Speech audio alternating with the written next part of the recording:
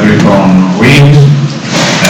Welcome in Sardinia for all the speakers. I bring you the greeting of Professor Massimo Carpinelli, Rector of University in Sassari, and Professor Sonia Basino, Director of Veterinary Medicine Department.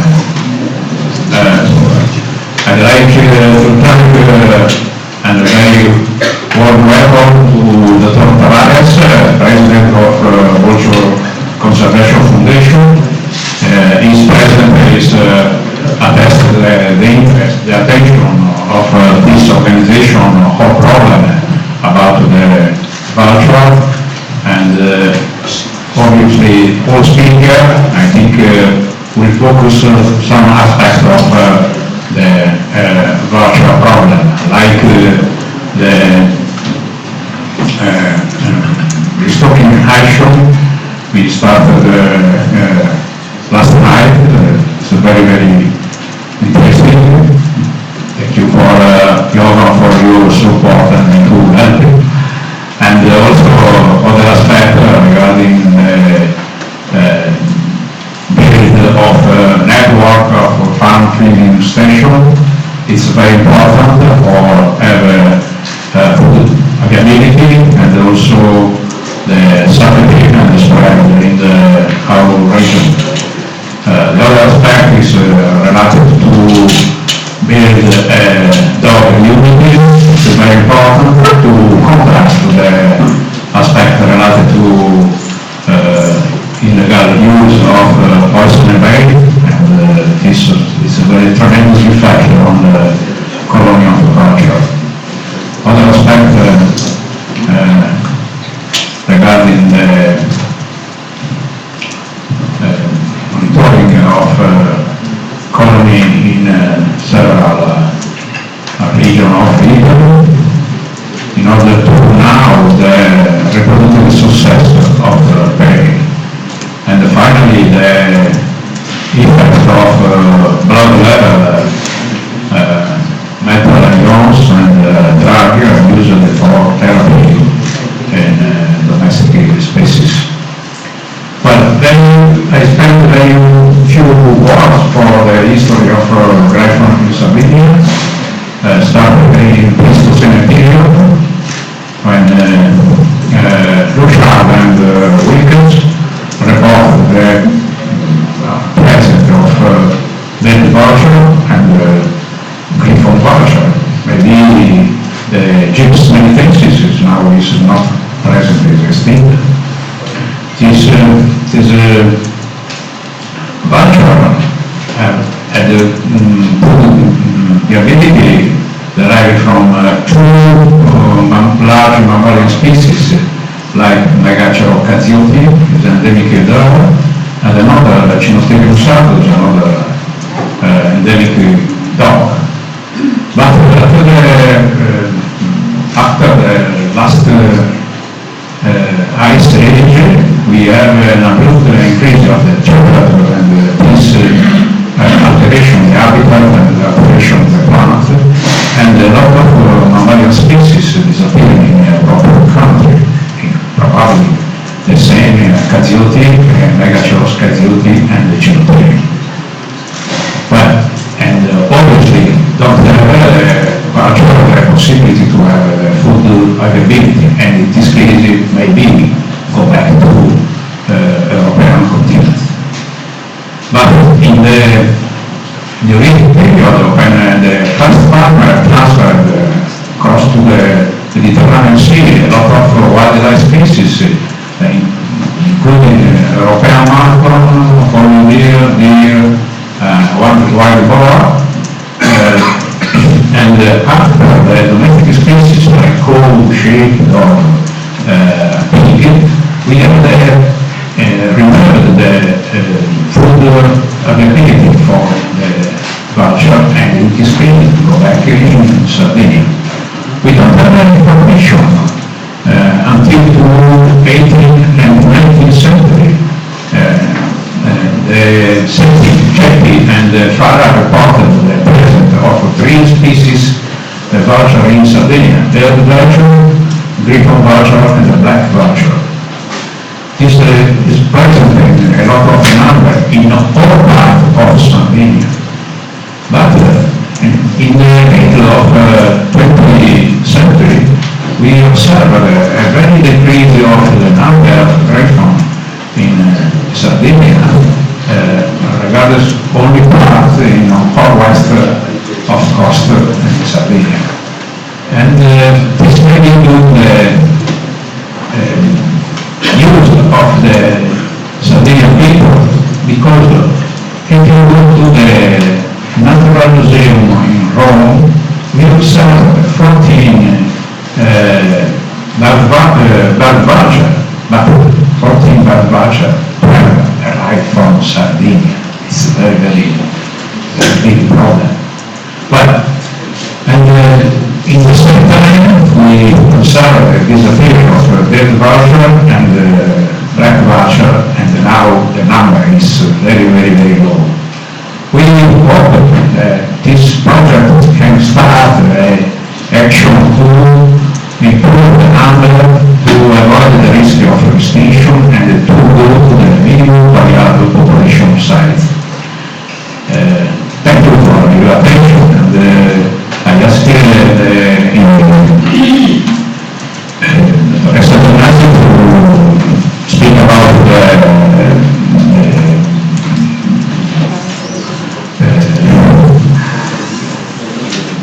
come forestare della Sardegna.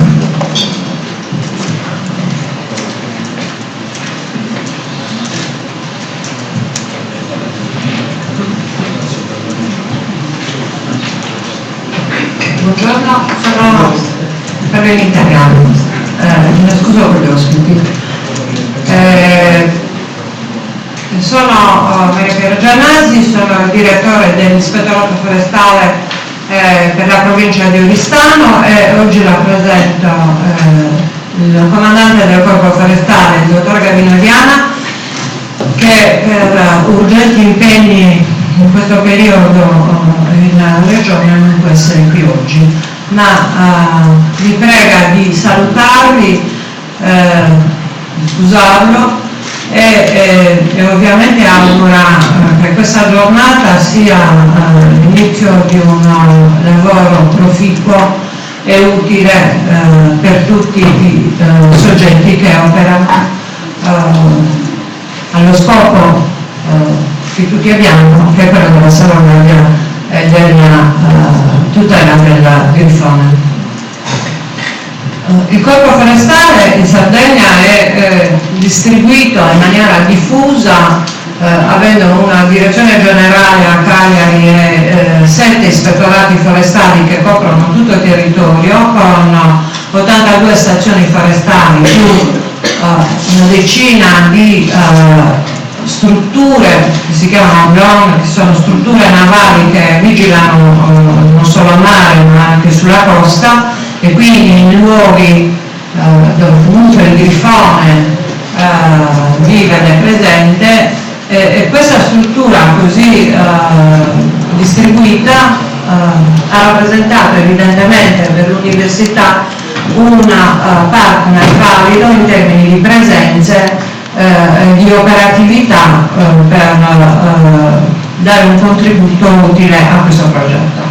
In particolare poi il Corpo Forestale svolge tra i suoi compiti istituzionali attività di prevenzione e di tutela rispetto alla fauna, in particolare alla fauna selvatica, ed è un'ulteriore ragione per cui il ruolo del Corpo Forestale è utile e noi speriamo di renderci particolarmente utili.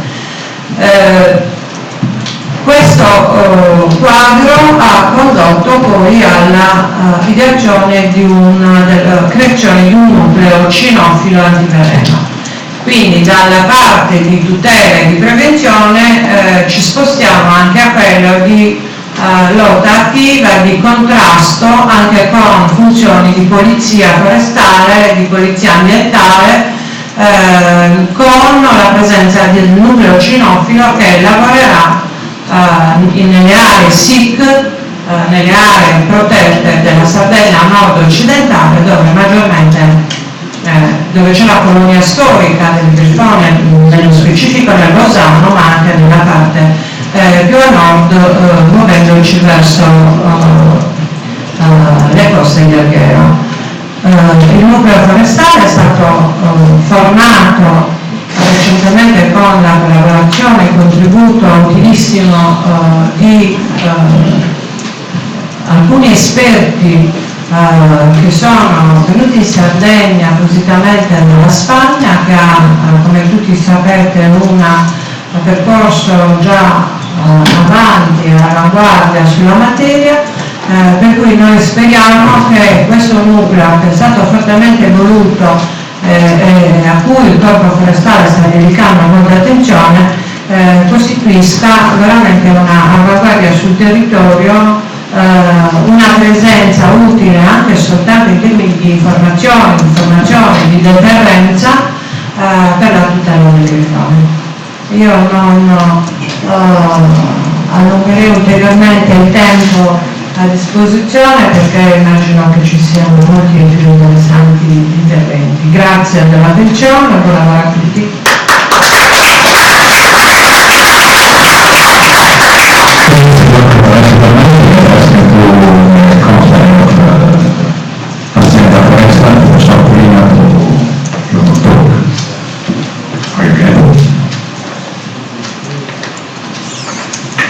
Thank you very much, Mr. Chairman. I think Mr. Slides, the project, in Italian, so you cannot translate.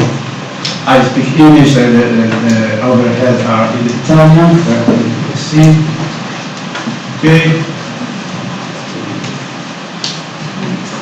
Okay, Forest Agency is an agency of the regional government that manages the public forest and some area of environmental interest. Okay, thank you. Right. The name is Forestas, and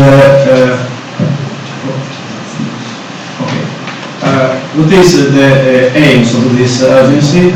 Is the promotion of the sustainable development throughout the organization of the resources, natural resources, managed by us. We manage a lot of area that belong to the regional network, ecological regional network,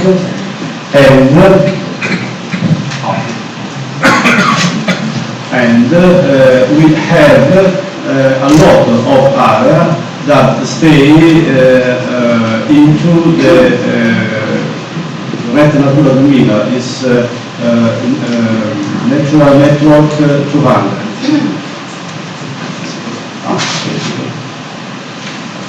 Okay, this is the areas, the green are our area that are managed by the Forestas. We manage more than 220,000 hectares of forest. 10% of that area are regional parks, and 3% of this area is national parks. We manage also a lot of area into the Parco Minerario. This part, the south of Sardinia, and we manage 27% of this area. And we are involved too in area of special interest of the European Union, and area for the special interest, local special interest, the new areas. And we are involved also in the oasis of holistic protection, 9%. And we are partner of this project. We are very happy to join you of this project. Thank you very much for your attention.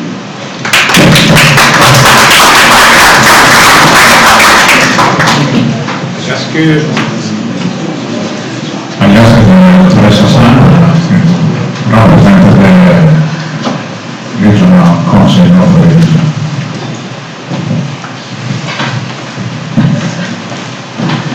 Buongiorno a tutti, sono Rodrigo Cassano, veterinario dell'ASL di Sassari, comando presso la Regione Sardegna.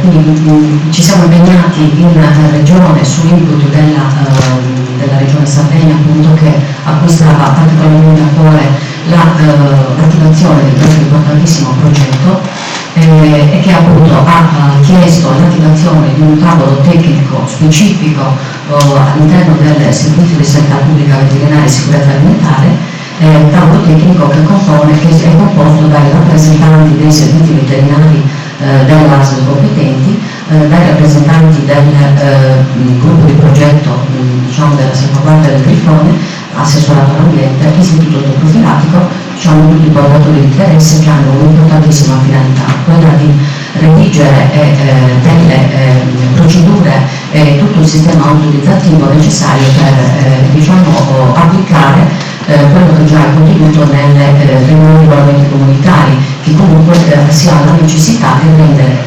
operativi e omogenei su tutto il territorio della Regione Sardegna. Quindi noi ci siamo attivati anche perché è una procedura un po' diversa rispetto a quella che è stata ufficializzata dal Ministero della Salute, però appunto anche in collaborazione col Ministero della Salute ci stiamo impegnando per portare a termine questo importante progetto. Io ringrazio per avermi invitato a parlare e auguro a tutti un buon lavoro.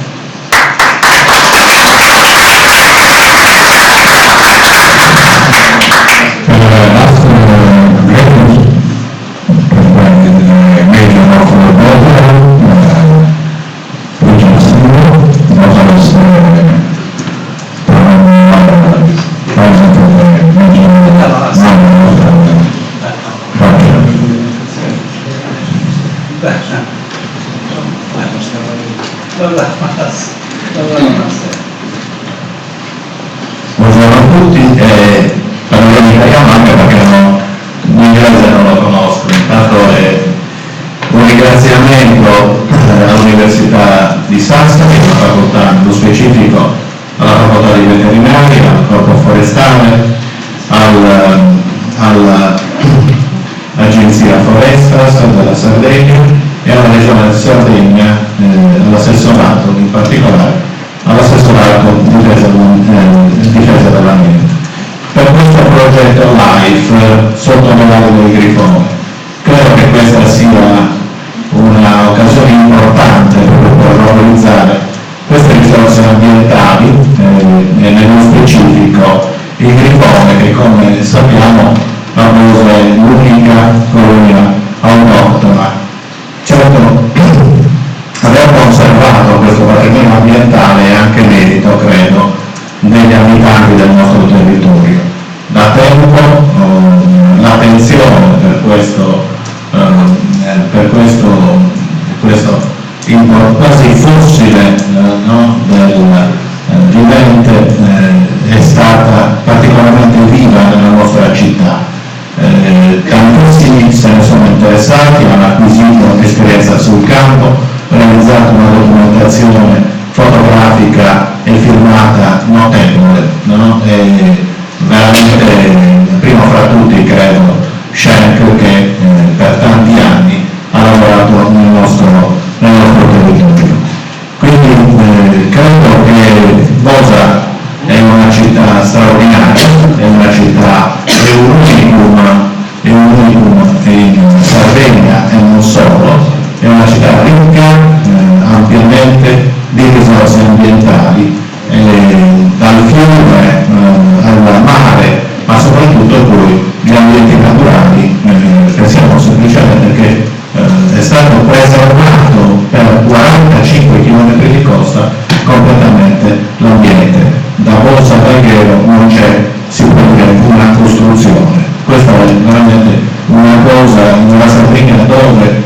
abbiamo visto un pochino gli assalti al territorio da questo punto di vista. Bosnia è riuscita a questo territorio a tutelarlo e quindi a permettere che anche la colonna dei Griffoni esistente potesse sopravvivere. Io mi auguro che, sono certo, non è solo un augurio, ma anche una certezza, che questo progetto potrà portare importanti risultati in termini ambientali e anche in termini di incremento dell'attenzione per la nostra città e per il nostro territorio. Grazie.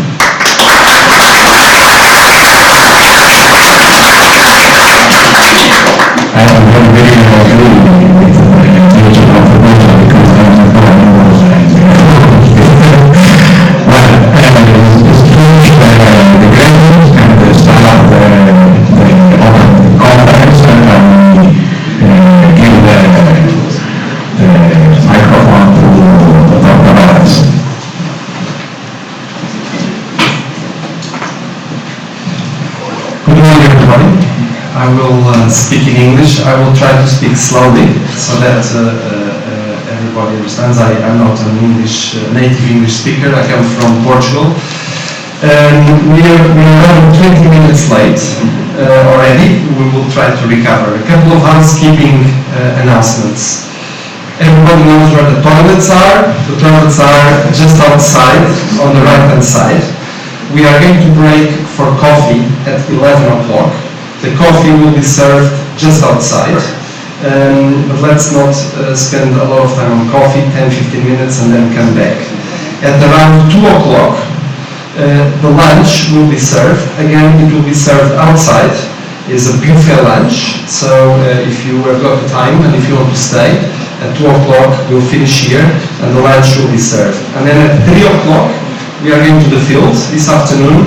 We are going to visit the Wildlife Rehabilitation Center Bonasai, and then later on the supplementary feeding site, the Carnai in Porto Conte. So if you've got the time and if you want to join, there will be space in the different cars to go to the field site. So we will start this morning presentation, and I think the first presentation is about the LIFE project that brought us all together here, and it's really good to see all of us focused and interested in this LIFE project. So I'll pass the microphone to Fiametta, who is going to tell us all about the LIFE and the Griffon. Thank you, José. Traduco velocemente le comunicazioni di servizio. Alle 11 rigorosamente coffee break, alle 2 il pranzo, alle 3 partiamo per l'escursione, siete tutti invitati, c'è posto nelle macchine, andiamo al centro di recupero di Bonasai, ieri sono arrivati i primi 17 griffoni e poi andiamo al parco di Porto Conte per vedere il carnaio e la balena di preambientamento. Quindi chiaramente dopo il pranzo che sarà offerto qua in Aula della Balena siete tutti invitati a partecipare anche all'escursione di questo pomeriggio e di domani a Borgo. Il progetto LIFE Under Griffon Wings è innanzitutto un progetto non solo della Sardegna ma anche un progetto per la Sardegna. È un progetto per la Sardegna perché chiaramente il grifone è una specie bandiera. Noi sappiamo che l'unica colonia che è sopravvissuta allo stato naturale in tutta Italia è quella sarda e di conseguenza ha un elevato valore conservazionistico e deve essere tutelata e siamo qui tutti quanti oggi per questo. È un progetto per la Sardegna perché il grifone è il simbolo del mondo agropastorale che pienamente rappresenta la nostra isola e il rapporto mutualistico che si è instaurato negli anni tra grifone e allevatori rappresenta molto bene uno dei concetti chiave della strategia per la biodiversità dell'Europa fino al 2020. Dobbiamo imparare a vivere bene nei confini del nostro pianeta e a tutelare la biodiversità perché i servizi ecosistemici che apporta per la nostra società, per la società socio-economica, ci servono e non solamente perché è un valore astratto. In questo contesto il partenariato è formato all'università, che viene spesso contestata per non lavorare per il territorio, che però in questo caso ha accettato una sfida affiancata da enti regionali che invece con il territorio lavorano tutti i giorni, come l'Agenzia Forestas e il Corpo Forestale di Vigilanza Ambientale della Sardegna. Ma questo partenariato non sarebbe stato possibile senza la caparbietà, la passione, ma soprattutto la forte sponsorizzazione che ci è arrivata dal Comune di Bosa, perché per il Comune di Bosa la tutela delle risorse naturali è un valore aggiunto e soprattutto ha sviluppato negli anni delle buone pratiche che sicuramente andrebbero esportate in questo senso in tutta la Sardegna. Quindi ricordiamo che la piccola colonna di Bosa e la consapevolezza che c'è anche nella Garete non si è sviluppata da sola negli anni, ma grazie al lavoro di persone che hanno amato fortemente il territorio, lo amano tuttora e che si sono impegnati proprio per garantire la salvaguardia della popolazione di Griffoni fino ad oggi. I loro dati, le loro pubblicazioni, gli studi e le osservazioni sono l'assunto del progetto Life under Griffon Wheels. Quindi praticamente da lì siamo partiti.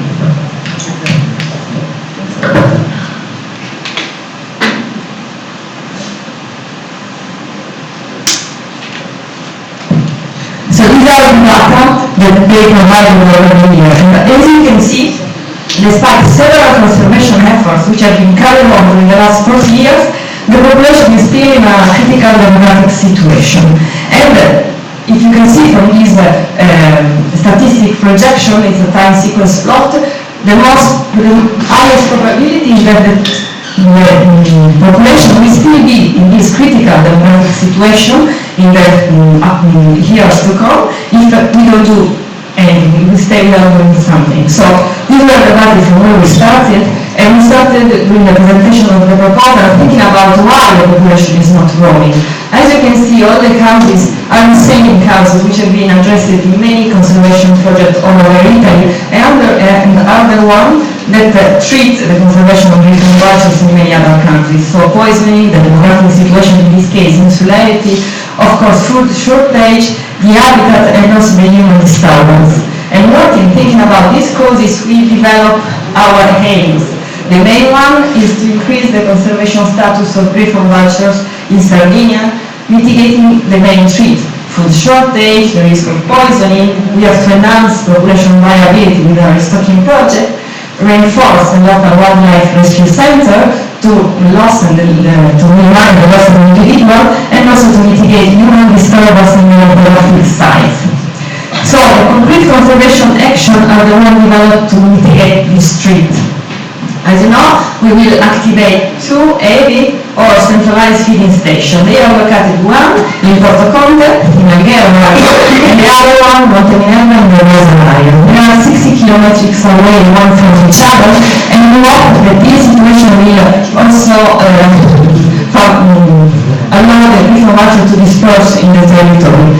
We recently obtained, thanks to the Regional Department of Health, the sanitary authorization for the farm feeding station in Porto Conte, which will be provisioned as soon as the climatization area, the walls are done. The one in Monteminello, we recently held a conference in servizi to start the works. So we hope that it will be activated by December 2016. They will be provisioned with carcasses which will be given by the local farmers, which will not be included in the farm feeding station network. So there will be mainly provision with sheep carcasses from local farmers. We will also activate for the first time in Italy to mitigate food shortage a network of 40 farm feeding stations.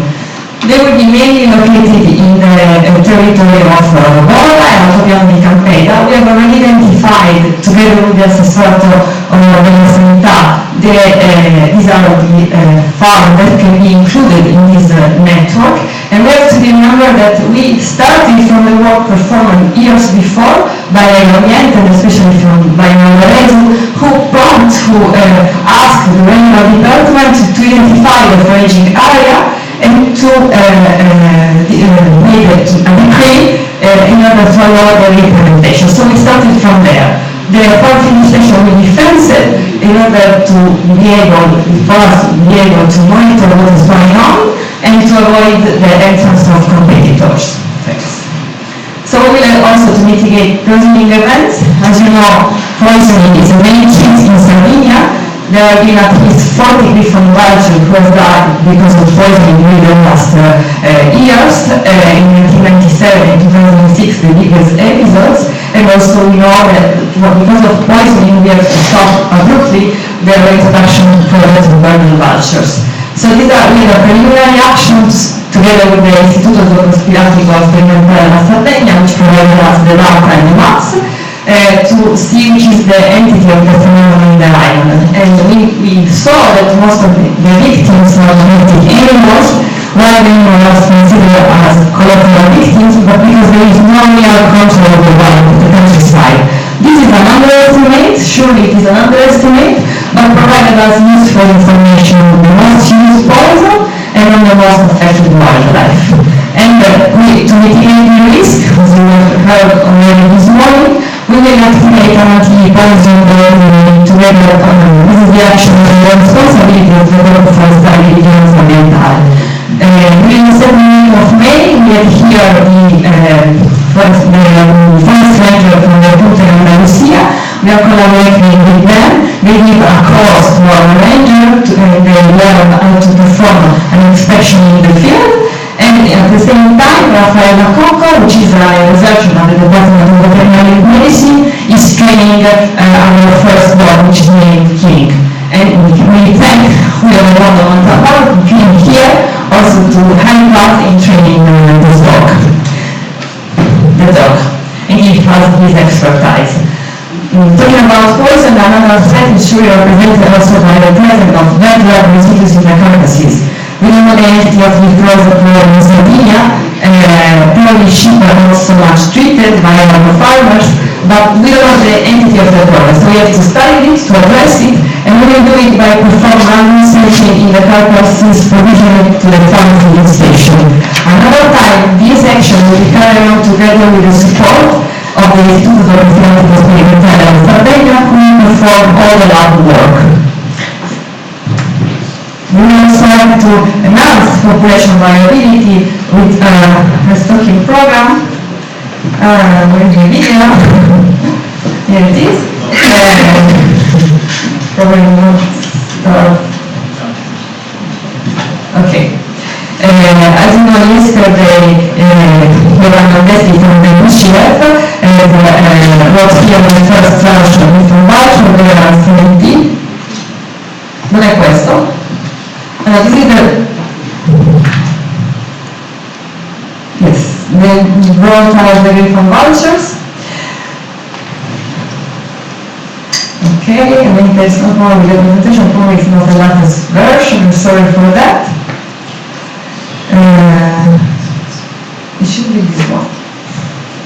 In any case, he brought us the transparency Griffon vouchers from Extremadura, so we also thank the government of Extremadura who gave us the voucher as a present, and so they have been brought here yesterday with a cargo. They arrived in Cagliari and then in Sassari late in the night in Wildlife Rescue Center. They will be housed there for, let's see if this up. They will be housed there during a quarantine period in the Wildlife Rescue Center under the supervision of the Agenzia Foreste and the Recovery Center. And before being brought to a climatization area who's being building in the Porta Regional Park, inside the centralized feeding station. We are carrying on this action together with the support and the help of the UCF who is providing us the vouchers, is going to brought a second tranche of Griffon vouchers in autumn and another one in the autumn of 2017. So we will have 60 Griffon vouchers to be released by then. They will be, a part of them will be satellite tracked so that it will be able to follow their movement, the special rates, survival rates, the use of the foraging areas of the farm feeding station, and so we will acquire information about how they are doing and also the remuneration rate. Also, the local Griffon voucher, which will be recovered, which are recovered in the Wildlife Griffon Center, will be targeted. Another action, which this is the same video, sorry, I missed the video from the restocking. We'll probably try to find it later. Another action is the reinforcement of the local Wildlife Rescue Center. This Wildlife Rescue Center has a strong expertise in treating Griffon voucher because over the last year they recovered 70 Griffon vouchers and they have a good percentage of release. We will have to build the facility in order to allow them for increasing the number of recovery due to the enhancement of the population demographics. So we will build three areas, one a big one for the pre-release period and two little hospitalization areas.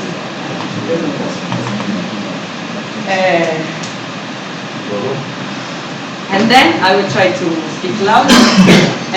We will have to mitigate human disturbance. As you know, the presence of photographers and excursionists and human beings near the resting sites posing threats to the reproductive success of the colony, because it can cause a couple to abandon the nest. And this was also the case this year, because during the Easter Monday, which is the day when everybody goes in the field with the family, we had one nest abandoned because of human disturbance. So we will have to do a great campaign to raise awareness of this problem, to signal where the reproductive sites are, not allow the people to go. And also we will have to redirect the touristic flow towards more safer areas where there is no reproduction ongoing. And these areas are located in the Portoconte Regional Park, where we will develop an hiking trails, which will head to outbound watching stations from where they can see the vulture, the aviary, and everything without disturbing. And the other hiking trails will be made in Monte Minerva, and once again it will lead to a wide bird watching screen, and they will be able to see the feeding station there. So they will be able to see vultures without disturbing. And these are the most important expected results of the project.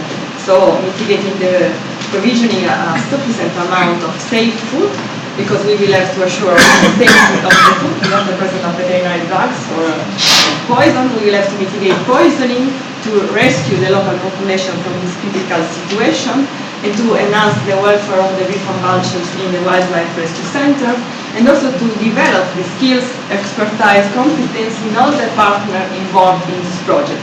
Because life under Griffon wing is like a teacher who gives us hope and give us a sense of protection, because under the wings of the Griffon vulture we want to acquire the expertise, prepare the territory, make it safer, to have all the vulture build reestablished in the island. And so we would like to reintroduce also the verdant vulture and the black vulture, which has been extincted. But first of all, we have to prepare the territory and develop the expertise. But the most important result that we will also achieve is that the work of this farmer will be heard and will be shared by everybody in Sardinia, and especially in the Bosa and Alghero territory. And I think that this message passed through, thanks to the project, we will have really achieved the best result, and we will have assured in the long term the survival of vulture and of Griffon vulture. È un animale che non ci può, basta, no? Va rispettato per quello che fa, perché è un animale utile per le campagne. Almeno io ho pensato così, sempre. Da quando ci sono, da parecchi anni che ci sono qua in zona, prima erano pochi, adesso ce ne sono parecchi. Ne vedo anche qualcuno più ne prego. Però vanno rispettati da ciao. Thank you.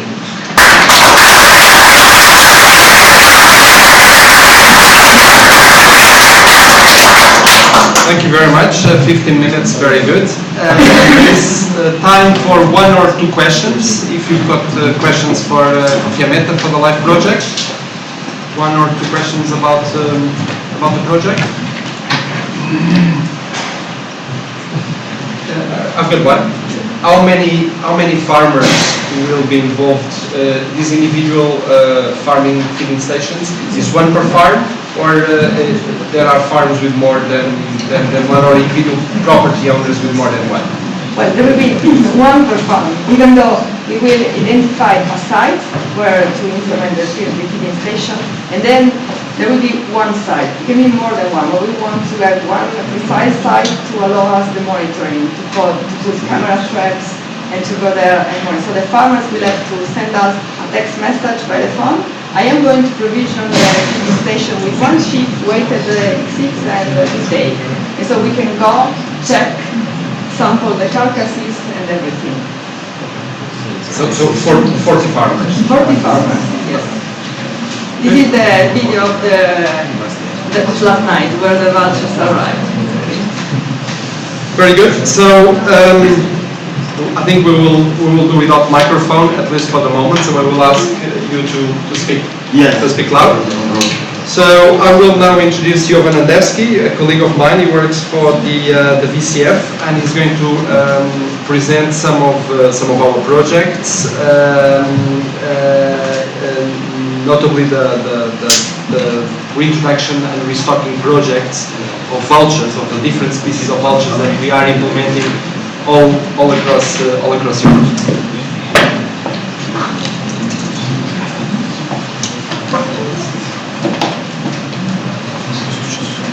Okay, hello everybody. As Jose mentioned, I'm Jovan Andewski, working for the Vulture Conservation Foundation. I'll just move because what I will try to explain with this presentation is to present you the situation of the 4 vulture species in Europe and all the effort done over the last 20 or 30 years in the conservation of these species. I will mainly focus on the reintroduction activities, which is something that is probably very interesting for you. First, few words about the Vulture Conservation Foundation. This foundation is not a new foundation. It was initiated in 1985, but it was called Bearded Vulture Conservation Foundation simply because it was mainly focused on the reintroduction of the bearded vultures in the Alps. But then afterwards, in 2009, the name was changed and the foundation assumed the responsibilities regarding the other 3 vulture species, the black vulture, Griffon vulture, and the Egyptian vulture. So, only in general to know that we have an office in Switzerland, but we are registered in Holland, and 3 years ago we did some kind of restructural actions of the foundation, and the foundation was kind of renewed.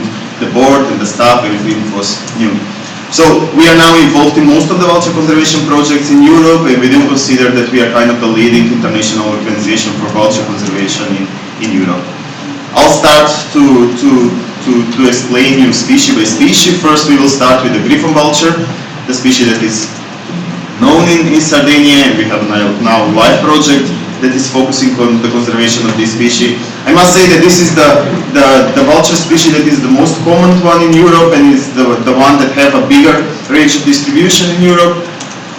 This is its map. In Europe you can see a difference because there is 3 kind of layers of the map. One of them is the distribution in the mid of 19th century, the yellow one is the distribution of the middle of the 20th century, and the red spots and places are actually the recent distribution of the species.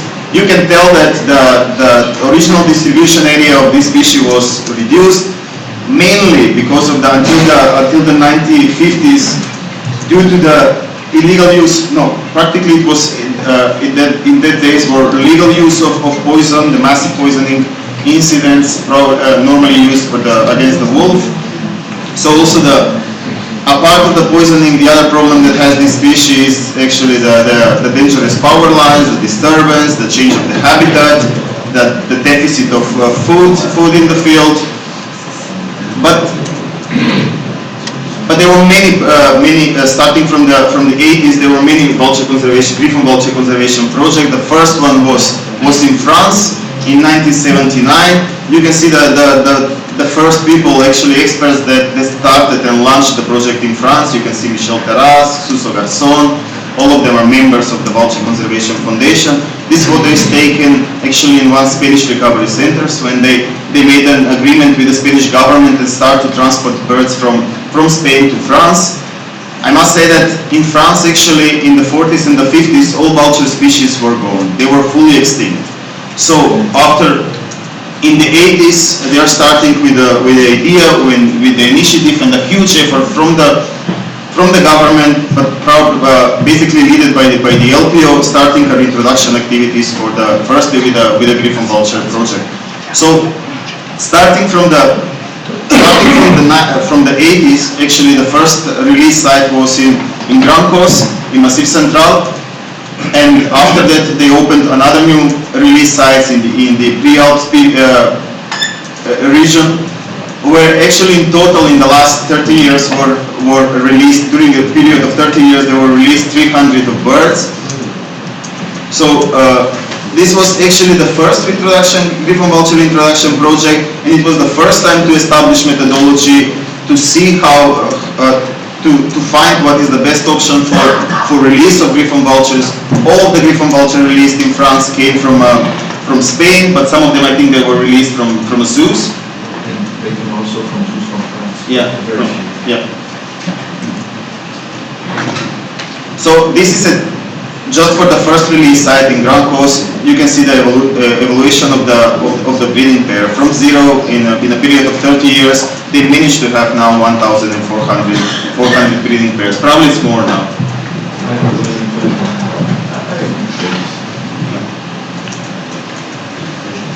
Another Griffon vulture introduction project started in Bulgaria in 2010. Actually, the idea for this project started from the beginning of the 2000s with establishing the Balkan Vulture Action Plan. That was a huge strategy for the recovery of the 4 vulture species in the Balkan area. Bulgaria was the country that counted with a lot of capacities and organizations that were willing to work on vulture conservation. Therefore, in 2006, they prepared a nice viability study for introduction of the Griffon vulture and started all the preparatory action. I must say that the introduction project requires quite a lot of preparatory work. Not only preparing the viability studies, but also work related to the threats of the species or the reasons that the species was extinct previously. So in 2010, the LIFE project started, directed to the introduction of the Griffon vultures, was led by 3 Bulgarian organizations, and VCF was kind of involved in all this project, but since the beginning, since the Balkan Vulture Action Plan.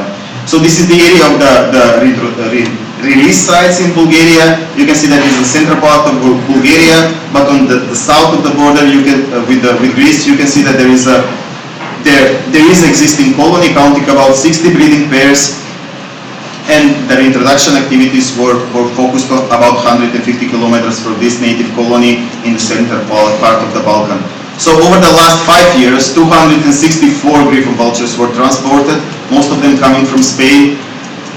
We must say that 210 from them were released. There's few birds still in the aviary waiting to be released. 44 birds of these died.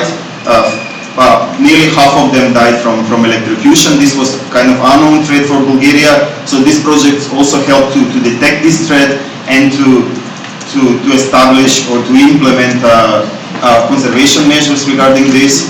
I must say that only in a period of 4 years, we should know that most of the birds released are juveniles, and the Griffon vultures normally takes 4 years to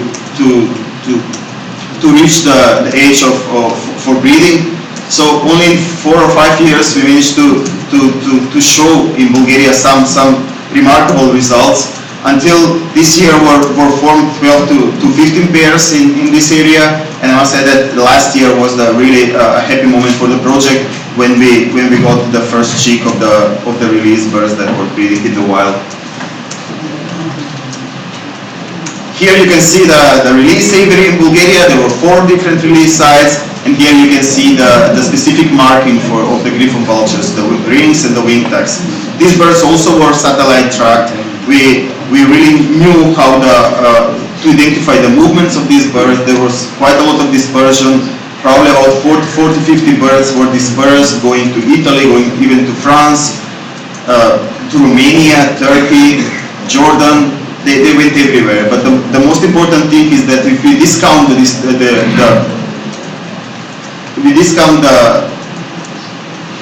the mortality of the birds and the dispersal of the birds, we can say that more than half of the birds stayed in Bulgaria. I mentioned that the birds were coming from Spain. 80% of the birds were from different Spanish regions: Extremadura, Andalusia, Castilla y León, Castilla-La Mancha, and Basque Country. And 10% of these birds came to France from recovery center in the French Basque Country part. And also 10% were coming from the captive bred birds in the zoos.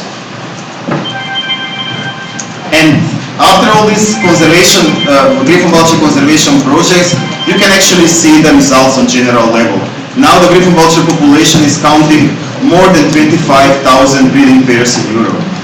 I must say that this is a remarkable example of the recovery of the species. Only in the last 10 or 15 years, the population increased for 200%, which is something incredible. Really, not many species can we say this. So it's important to mention that 95% of this population is in Spain, and in most of the distribution area of the Griffon vulture, the populations are increasing. I'll continue with the black vulture. This is the distribution of the black vulture. You can see that also over the last 2 centuries, the distribution of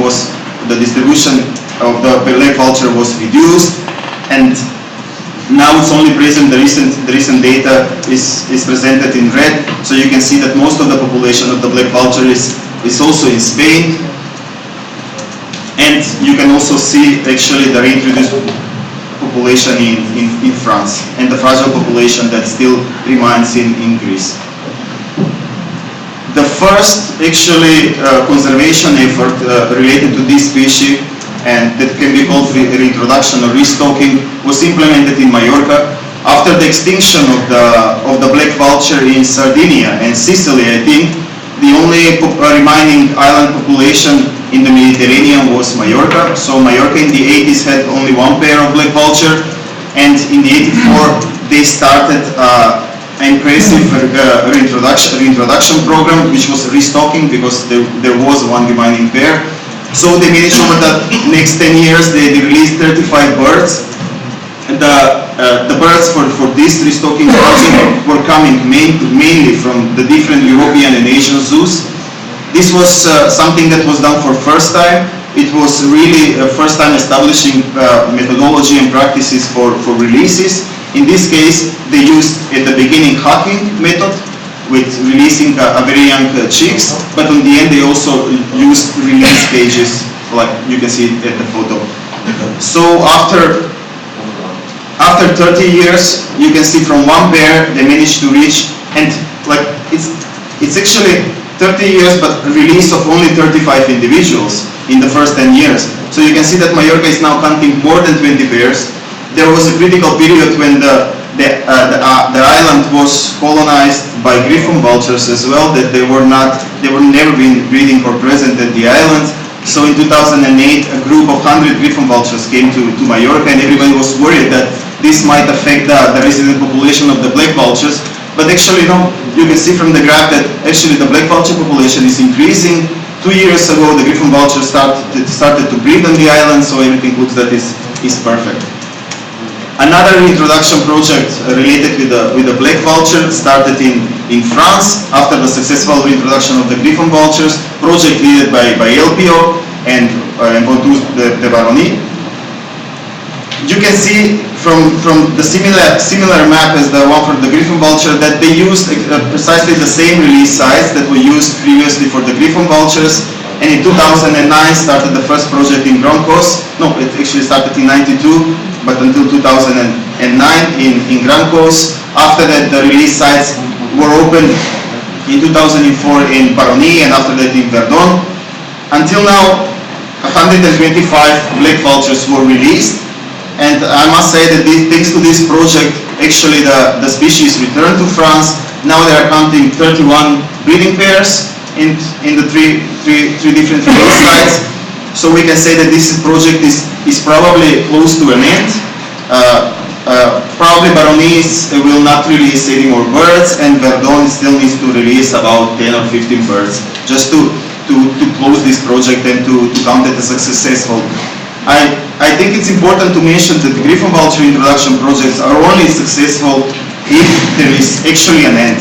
One project can last for 10, 20 or 30 years, but we must think that the objective of this project is creating a native and sustainable population. This is the evolution of the black vulture population in France. You can see that it's increasing. You can see the periods with the support of the release sites and the birds released. I'll just continue. There is another black vulture introduction project in Europe initiated by Griffon. 15 years ago. It was initiated in Catalonia, and I must say that it's also a successful project. All the birds released in this project are coming from the wild, recovered birds in a different size from Spain. There are 2 release sites. Both of them were working over the last 10 or 15 years actually. So this is another project that is come to an end. They have 7 or 8 pairs established in the area, so that they really think that probably next year this project will also finish. Thanks to this project and thanks to the bird stock that were released within this project, they really managed to prove that there are connections established between the native Spanish populations and between the French release sites and the Spanish native colony of black vulture. Another initiative related with the black vulture introduction in Europe is starting in Bulgaria. After the successful project that I already presented in Bulgaria regarding the Griffon vultures, now is starting the preparatory actions for the introduction of black vultures.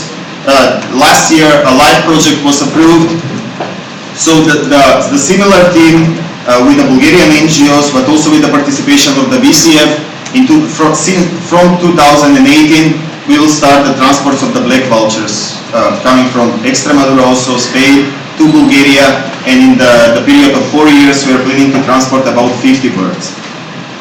The same release site that were used for the Griffon vultures will be used for these projects. You can see that in the map. So we are expecting that all the capacities that were established for the Griffon vulture project will be used for this project. I'm talking about installation, I'm talking about human capacities and everything. This is general about the black vulture. You can see from this figure that the black vulture population is also increasing in Europe. The situation, the vultures have a lot of threats. Fiametta talked, and I mentioned that the poisoning is a problem, electrocution is a problem, disturbance is a problem, habitat change is a problem. But in the case with the Griffon and the black vultures, thanks to all these huge conservation efforts done over the 30 years, we can see that this actually affects positively the population. You will see that the European population of the black vultures is about something about 2,100 breeding pairs, and of course 98% of these birds are in Spain. But actually with the black vulture we have a really good example that the population increased for 50% over the 10 years. But we have a good example that starting from the end of the 90s and the beginning of 2000, with implementation with all the agricultural practices and the increase of the livestock breeding supported by the European Commission subvention, so the field was full with livestock. So this is something that definitely affected the vulture populations in Spain and supported this increase. Of course, here all the conservation measures regarding the isolation of the power lines, huge effort on work against the poison and so on. For the black vulture, we mentioned that the birds are coming from recovery centers of Spain, but also I must mention that there is a captive breeding network called EEB that exists. This EEB network was firstly established when the project in Mallorca started, but is still working on. The coordinator of this EEB network is a part of the board of the VCF. I must say that this is a kind of official structure of EASA, but really closely related with the VCF. There is, in this network there are 50 zoos participating. There are 86 breeding pairs already established, but there are a lot more of individuals in this network. There are more than 300 birds that are included in this network. And I must say the only problem of this captive breeding network is the low productivity. The production or the reproduction of the black vultures in the captivity is really not so good. So we are counting from the captive breeding stock, we are counting about 5 to 10 birds a year. But regarding to the birds with wild origin, we can say that Spain is really the source, and it's really the only country that can play the role of donor population. So most of the griffons and the black vultures are coming from Spain. And the case with the bearded vulture is something different, because most of the introduction and preservation project of the bearded vultures are based on the captive breeding program led by the VCF. This is the distribution map of the bearded vulture. You can see the native colony in the Pyrenees, and you can also see the reintroduced populations in the Alps, in Andalusia, and the remaining small island populations in Corsica and Crete. The captive breeding program of the bearded vulture is really well established. I mentioned it's coordinated by the VCF. There is a lot of European zoos and a lot of 4 specialized breeding centers that are working quite actively on these issues. We are talking here about more than 150 individuals and about 40 pairs established that are producing every year from 15 to 20 chicks that can be released. This is the distribution of all these breeding centers. This is the birds since the 80s until now that was released and were coming from the captive breeding program. You can see that most of the birds, 210 were released in the Alps. In Grand Coast were released 11 birds, in Andalusia 44, and 2 birds in Corsica this year, and they're missing the 3 birds released in Sardinia 5 or 6 years ago. The reintroduction techniques for the bearded vulture are slightly different from the Griffon and black vulture ones, because simply we are talking a bit here of using a hiking method and working always with the very young birds. These are the release sites in the Alpine region. Here you can see that there is a release sites in France, Switzerland, North Italy, and Austria. Here you can see the release site, but also the established breeding pair. I said that 30 breeding pairs were established during all this period of 30 years. A lot of effort, more than 250 birds released. Now we can say that we have more or less established a sustainable population in the Alps, and now we are basically focused on another release site, which is in Grand Coast. The same release site used for the Griffon vultures, black vultures, now it's used for the 2 years ago or 3 started to be used for the bearded vulture 5 years ago. So with this release site in the Grand Coast, we are trying to connect the Alpine population already established by reintroduction with the Pyrenean, the population in the Pyrenees, which is the remaining native population in Europe. So also we should mention here that the project in Andalusia that started 10 years ago, they released about 40 birds until now, and last year they had the first established breeding pair of bearded vulture. Andalusia also participates with a huge captive breeding center for the bearded vulture. And this is the general situation of the bearded vulture in Europe. You can see that the population is increasing. The species have increased in the last 10 years about 40%. I must say that Europe is not the most important range of the distribution range of this species. The species is more centralized. The main population is centralized in Asia. But we must say that thanks to the effort of huge effort of conservation in the last 30 years, we managed to recover this species and to establish a positive trend of the population. And the last one is the Egyptian vulture. This is the distribution. This is the most endangered vultures from the 4 species. You can see how the population was reduced more than 50% in the last 50 years. In some parts, like Italy and the Balkans, the population declined more than 80%.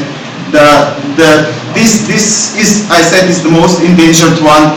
The problem with this species because it's a migratory species, so there is no techniques, no methodology established for introduction of this species, and the conservation is quite complicated. And the situation in the Western Europe is much better, and we can say that it's stable compared to the population in the Central and the Eastern Europe. There is a captive breeding program for the Egyptian vulture. The most famous breeding center is in Italy with Guido Ceccolini. There is I'm not sure, about 15 or 20 birds are produced every year. Something like that. There are a lot of European zoos participating. There is a coordinator of this captive breeding network, also EEP coordinator, that also is a part of the VCF board. So what we are trying to do in the last years is to establish a methodology for introduction of this species and to see that if for this species introduction will work. So there were some experimental releases in Italy last year. 6 birds were released, and unfortunately 4 of them died. Or at least for 3 we know that we died, for the 4th we lost the signal. And 2 of them are still wintering in Africa. These are the roots of some of the birds. And as a conclusions, we need to agree that the voucher, the reintroduction projects for vouchers, especially for the Griffon, Black and the Verdant voucher works. It's really important to use all this experience collected over the last 30 years and to be considered for the implementation of new project. The preparatory actions, establishment of viability studies is really important. It's very important before starting the project. That's also obligatory thing according to the IUCN guidelines. We have new IUCN guidelines for introduction since 4 years ago, so they are quite well done, and it should be followed by every introduction project in general about any species.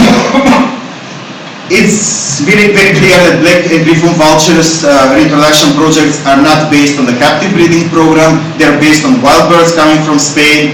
The Verdant voucher reintroduction projects are fully based on the captive breeding birds.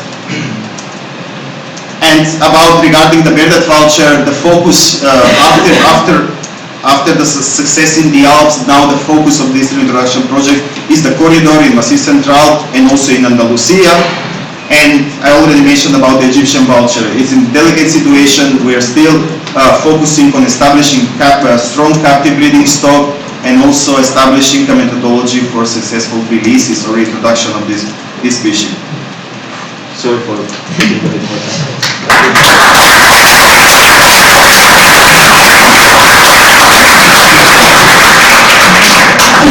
I'm afraid you overrun your time. We will have time for discussion in the end before the lunch. So if there are any questions for Jovan, you can ask him during coffee break or later on in the general discussion. So I will call now Randall Lewis from LPO for the last presentation before the coffee break. Lascio questo?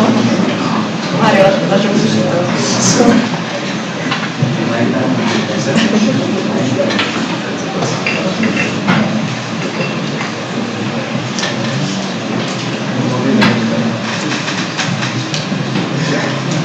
Buongiorno a tutti, sono contento di essere qua oggi.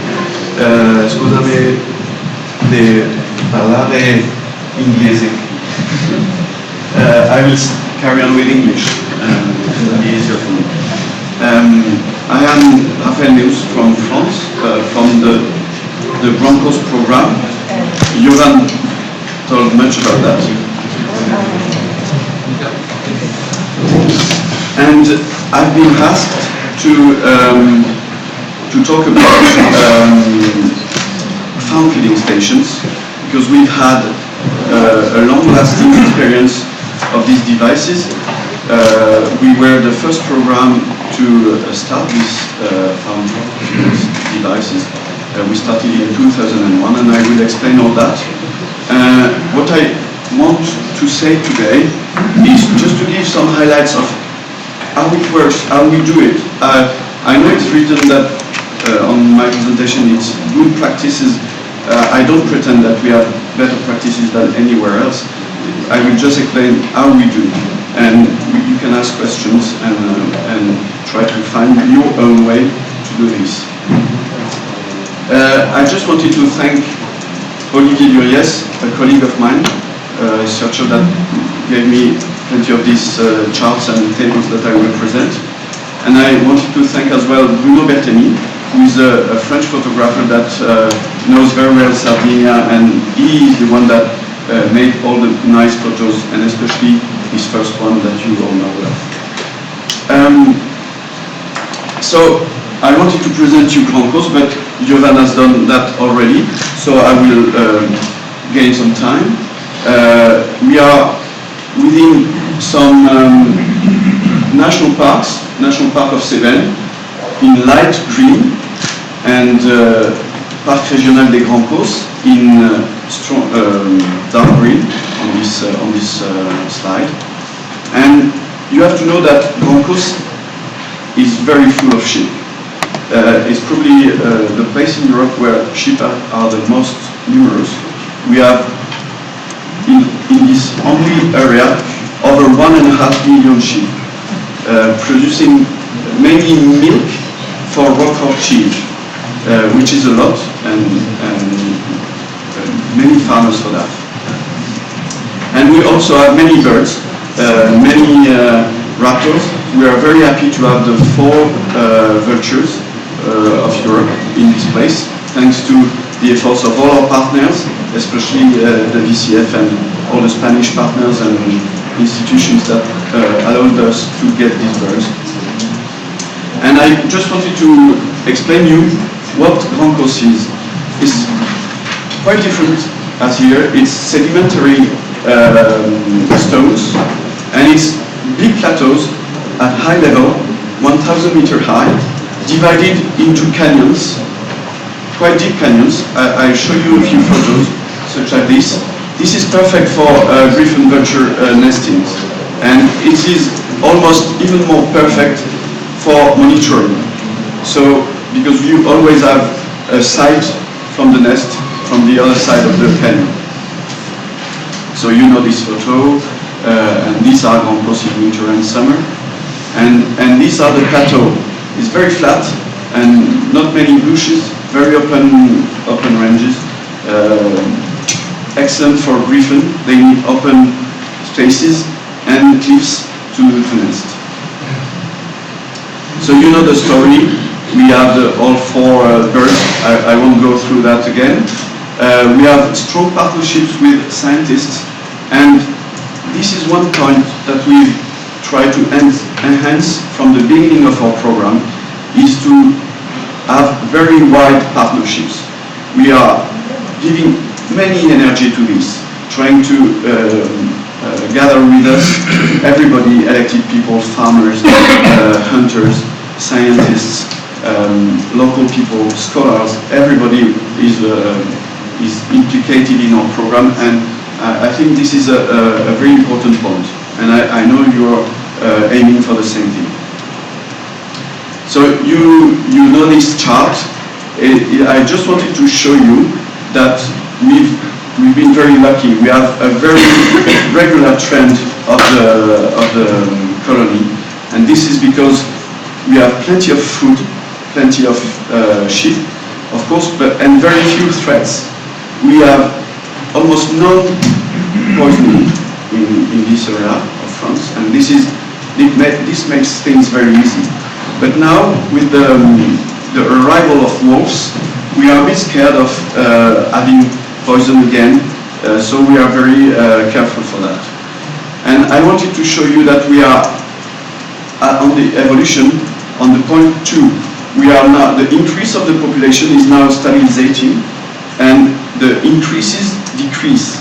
We are reaching a kind of plateau of this population at the moment, and we see that with the survival rates that we can calculate with the monitoring. So, talking about the farm feeding station. In our program, we first started with some heavy feeding stations, big ones, collecting dead carcasses from many farmers. And this, we've done that for almost 20 years, and bringing kinds, but this makes food occurrence very predictable for the birds, and it gives also a place for intense competition between adults, young birds, and intra-specific competition. So that's why, in a sense, we are happy that our program has evolved towards light feeding and farm feeding station, individual farm feeding stations. But we were not the one that thought about that. The farmers were the people that wanted to have individual farm feeding stations. And it all started with farmers' volunteer. In the late 90s, farmers started to ask us how they could manage to have their own farm feeding station. So we answered, no, it's not possible because the law is not there, it's not legal to do that. And some studies from veterinarians in France started, and they showed that the metabolism of the Griffon vulture and all vultures destroy all pathogens, agents, sorry. I lost my voice on a football game, trying to support France against Ireland, and I'm sorry for that.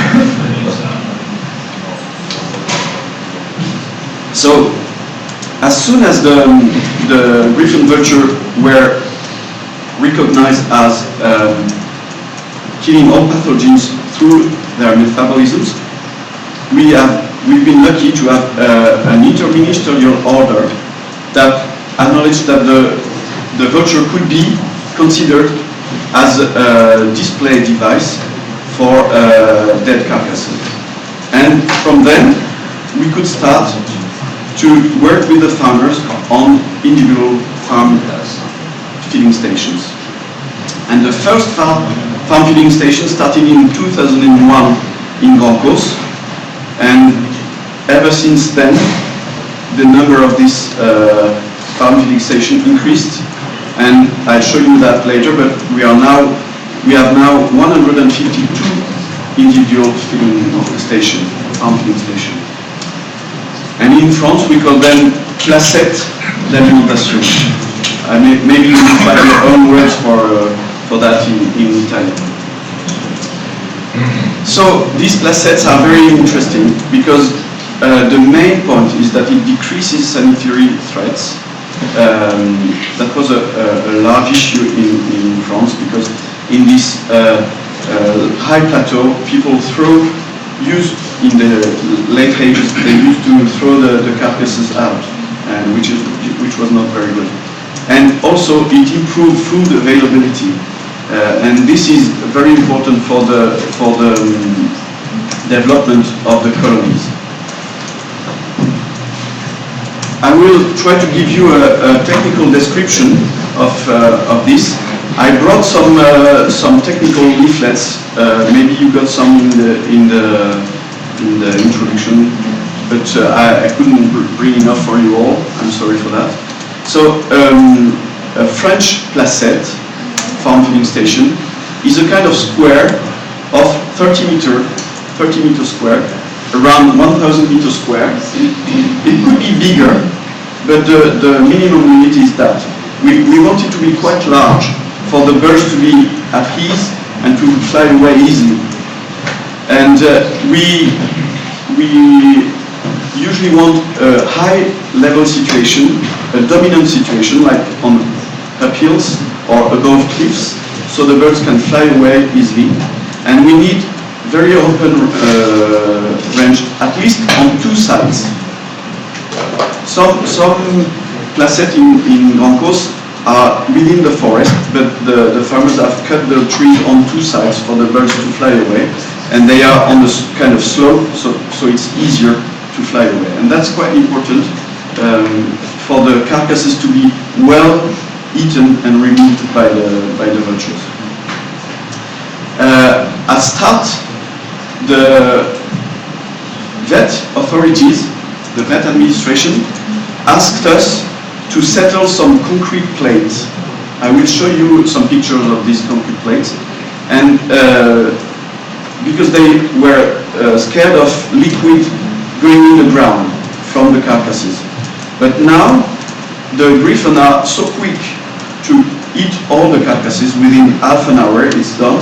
They are there, they can see the tractor with the sheep coming to the feeding place, and they are there before the tractor, and they eat very quickly. So the vet administration has relaxed a bit with all these rules, and they are now accepted, and they wanted that we stop to build some concrete plate at the center of this feeding station.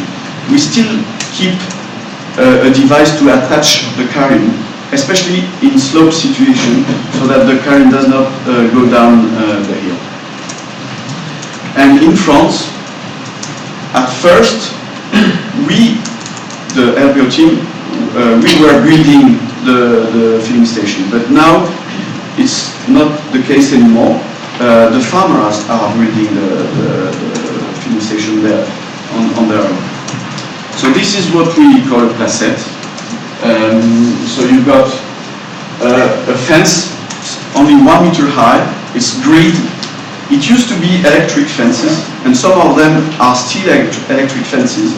But with the experience, we found it quite difficult to maintain these electric fences in good condition, whereas it was easier to maintain grid in good condition and to make very strong grids. That was what we experienced over the years. We've been running this placette for more than 15 years now, and this is experience. And one very important point is to make sure that there is no threats around the farm feeding station, because it will be used by vulture and all the surroundings as well. So we are trying to avoid any power lines or anything on the close neighborhood of the stations, and if so, we try to protect the poles and the lines, especially on electric power lines. And this is an example of a real placette in Campos. You see there is not much, it's just a fence. It's very easy to build. You can hardly see the grid, and this one well managed. It's very clean. We ask the farmers to collect all remainings, bones and skins, every time they bring a new sheep. And they have big barrels, and they put all the bones and the skin in the big barrels, and they burn it once every 2 months or every 3 months, and it burns very well because it's full of fat, and it's enough to get rid of all the remains. So that's the concrete plate. That's that's not the first. That's one of the first feeding places we've done in France. So at first we were building these concrete plates with a chain to attach the carrion, but it's not necessary anymore to do that. Some other examples. This one was the first one ever in Campos. Some more, and this is the most recent one with a strong grid, very large one, much more than 1,000 meters square. And this is the farmer inside. He has just finished the work. This is another farm feeding station working. You can see some Griffon vulture, some black vulture as well, and the herd trying to get into the shadow at the back. Yes. This is another one, and this picture was taken from the farm. It's almost 500 meters away, and this farmer runs ecotourism. Of course, it's not the main point of to attract tourists, but when he has a dead sheep, tourists are very happy to see that from the farm, and it could be an interesting point for that. So that's the farmer building the fence of the last new farm station we built. And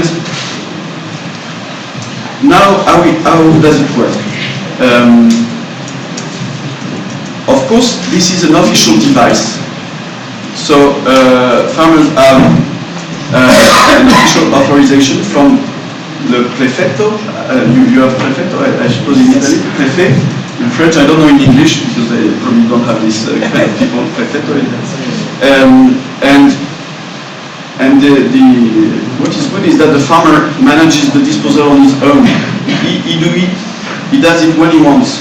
Even if it's weekends or holidays, he doesn't have to wait for a lorry to get rid of the sheep, of course, of the carrion. And we have, on our own initiative, reduced the weight at one time, no more than 300 kilos. That represents 5 to 6 sheep, no more, because at the beginning, in the first years, vultures didn't eat all the meat, and so that could have been a problem for sanitary aspects. But now it's not anymore, because it is eaten very quickly. And farmers, they have to record, I'll show you that, They have to record all the disposal, and they send to the vet administration every year the whole record of the year. I'll show you that. And in France, farmers who have farm feeding station, they have a reduction of disposal taxes of 60%. It's not 100% because they have to keep 4% of sheep to be controlled for ESB, and also they have to keep within the system the industrial disposal system, because if they have a very big disease coming to the farm and many sheep dying, they will have plenty of sheep and it will not be possible to remove them all from the farm feeding station, so they keep paying a part of the fee. And the farmer cleans the placette, as I told, and this reduces the sanitary risk and CO2 emissions and transport costs. This is the record that the farmer has to write. It's very simple, but he has to write it and send it every year to the vet administration. And this is the map of the situation of the 152, probably a bit less because this map dates from 2014. I haven't got any renewed one. And I can add, this is the home range of the Griffons. And you see it's quite within the home range of the colony.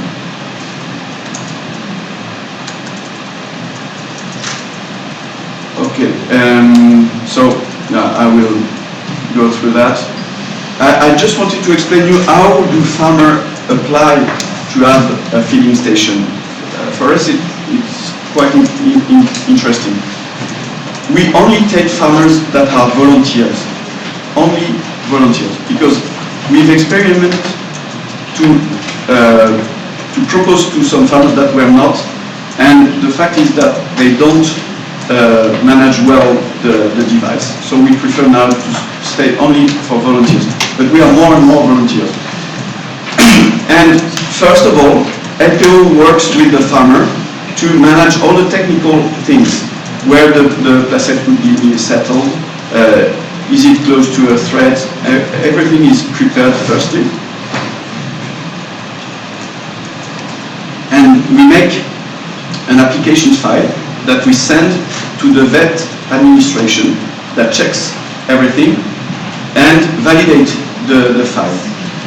And then we have, since 2010, we have a Vulture and Livestock Committee, regional committee, that validates if the farmer can use or not the farm feeding station. I will talk to you about this committee if I've got time, but I think it's important for me to tell you that because that's an important thing. And then, if he gets the authorization of the committee, the farmer builds the station himself, and then the LPO and administration comes on the place and check if the work has been done correctly, and if it's okay, we validate. If it's not, the farmer has to finish the work or do it differently. And then, sorry, I will be a bit longer, and then the prefectos sign the authorization to run the farm feeding station. And after that, the farmer has to sign a management form. He is engaged in a management convention to be sure that he will manage correctly the farm feeding station. So this is the map of, you see here is Grand Cause, but all over southern France we have live-fix farm feeding station, probably around 230 farm feeding stations in all southern France. So this regional committee, for us, this is very important now. We have been initiated this because of vulture and livestock interactions. You've probably heard of this interaction in Spain and in Pyrenees, and it came also in France. And so we gathered together in one committee the farmers' organizations and unions the organization that run virtual conservation, us and the National Park of Cevennes, all the state administration and scientists, environmental police, probably such as Forestal Works or Corps Forestal for here, and also the hunters organization, the vet, technical organization, technical unions, and also the tourist public services. And all together, we are this vulture and livestock committee. And this is very important because we work on, we meet twice a year, and we work on 4 things, 4 directions. The first one is to improve the common and global procedures for the interaction between vultures and livestock. But this is one part. But for our concern today, the main thing is to monitor and manage the food availability for vulture. So this committee, with the farmers inside, with the farmer representatives inside, decides how many new farm feeding stations we will do, and if we want to increase the food availability in order to increase or stabilize or decrease the effect on the colony. And this is a way of management for the evolution of the colony. And now we are trying to stabilize the number of farm feeding stations so that the colony can reach its potential. But we have another problem, is that farmers are volunteer to have farm feeding stations, and they are asking for more. And what is easy for us is that within the committee, we have the farmers' representatives. And they know now that some farmers want some more. So they are part of the Griffon vulture management. And if they accept that some more farmers have some farm feeding stations, that means that we probably will increase more the colony of the Griffon vulture. And so they are acting, they are part of this management. And also, we have been working a lot on communication. I brought some leaflets, some technical, I will show you some pictures if I can have a bit more time. And we ran some scientific surveys. I will run through all this very quickly.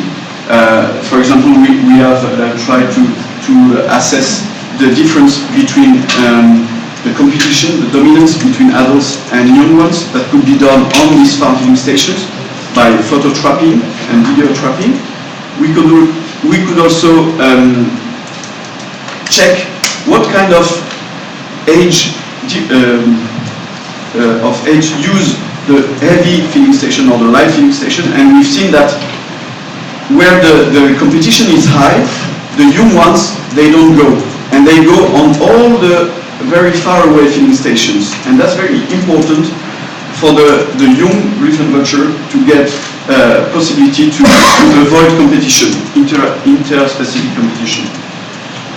And we've tried also to follow the movements of birds. We've settled over 50 loggers on Griffon vultures.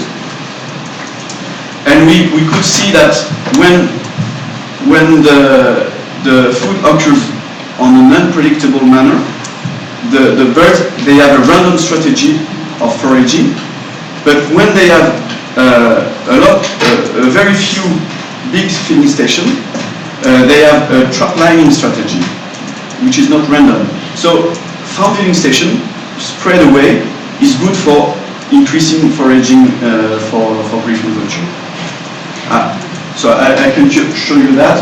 You've got here random foraging, and here trap lining strategy that goes all over the farm feeding station. I'll go very quickly through that. And I wanted to talk about communication. We have made a technical leaflet, especially for farmers, for them to understand how it works, what are the laws, what birds can be there, and what can be their role.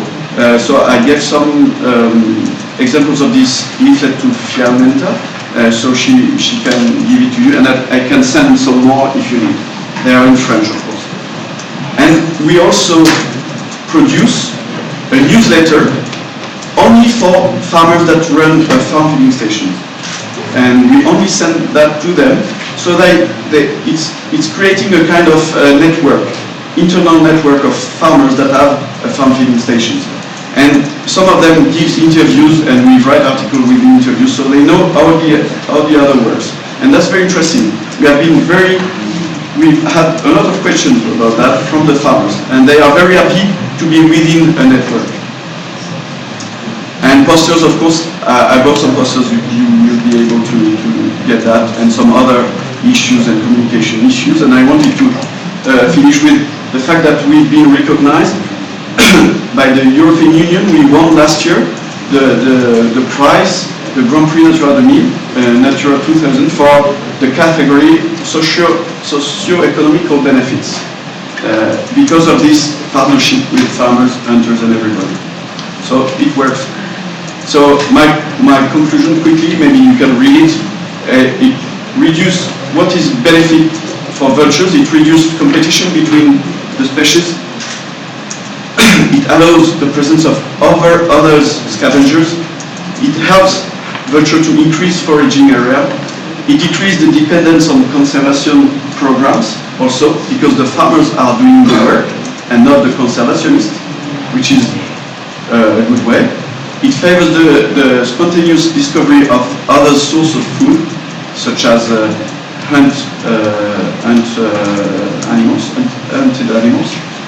And what is very important, it enhances the acceptance of vultures among farmers, because they are acting. They are not just observers, they are actors. And this is very, very important for them. And for humans, it helps farmers to consider the vultures are carrion managers. Vulture remove carcasses far more quickly than the lorry. Sometimes in Grand Cause it takes 3 or 4 days before the lorry comes. And it is, of course, more environmental friendly, and it lowers the risk of disease spread. And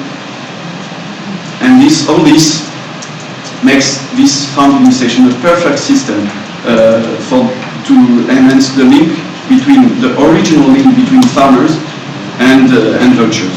And I will finish by this proposition. I propose you to be close to the farmers' profession, very close to them, to implicate them within this program and conservation of vultures. Be very clear, clarify every procedure, make it very simple. Very, very simple. That's the way it will work. And give answer and promote transparency, communicate even more, and carry on monitoring. And also, I was happy to see that the major from BOSA was there, because what is very important is that to implicate the elected representative of the population, because this is the sign that all this will work. Thank you very much for your attention.